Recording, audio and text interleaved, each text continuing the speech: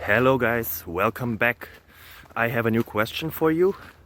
I hope it is interesting. If not, I'm sorry, but watch it anyways. Maybe you can also watch another question with many questions and answers. So enjoy.